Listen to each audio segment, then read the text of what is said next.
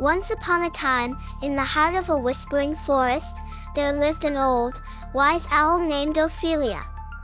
Now, as owls go, Ophelia was known for her wisdom, but lately, she had also become quite the grump.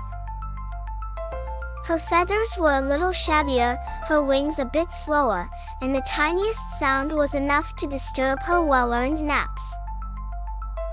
One sunny afternoon, the warm beams of sunlight trickled down through the leaves, casting dappled patterns on the forest floor.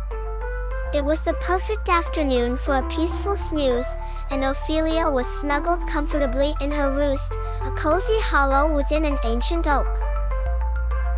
All was calm and serene until a peculiar noise reached Ophelia's ears: tap, pat, patty-tap.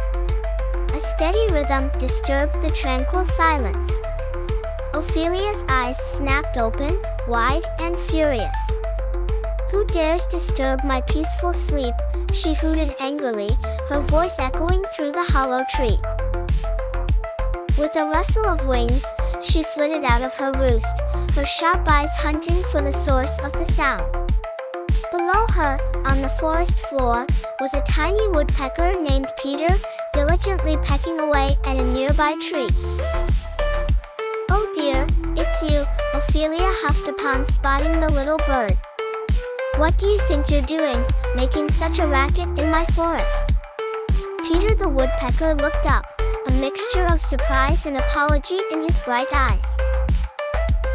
"Oh, Miss Ophelia, I am so very sorry. I didn't mean to wake you. I was just trying to find some delicious insects for lunch." Ophelia, still slightly irked, fluffed her feathers and was about to give Peter a piece of her mind. Peter quickly chirped, "You are the grandest, wisest owl in all the woods, and your feathers are just splendid in the daylight." Ophelia paused, slightly mollified by Peter's unexpected praise. Owls, even wise ones, are not entirely immune to a good compliment. "Well, that's very kind of you to say," Ophelia replied, smoothing her feathers modestly. "But you must watch where you tap, for this is my napping hour." Peter nodded eagerly, promising to peck more quietly and further away from Ophelia's cozy nook. With that settled, Ophelia returned to her roost, thinking she had handled the situation rather well. However, the wise owl couldn't help but ponder Peter's words. Something just didn't feel quite right. Later that evening, as the moon cast a silvery glow over the forest, Ophelia noticed Peter telling tales to other birds about the silliest owl, who believed every nice thing she heard and suggested they try the same if they wanted Ophelia off their backs.